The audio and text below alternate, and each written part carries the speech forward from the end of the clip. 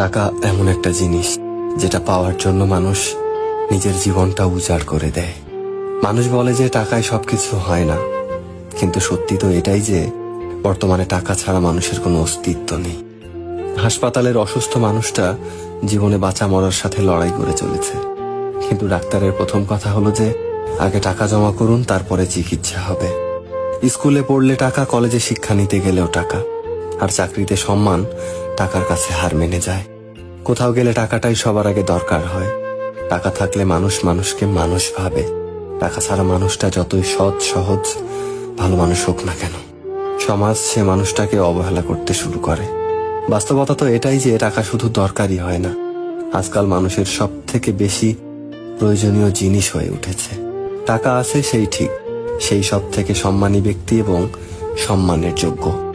আর যার কাছে টাকা নেই, তার সত্যিগুলোকেও খুব সহজে মিথ্যে বানিয়ে দেওয়া যায়।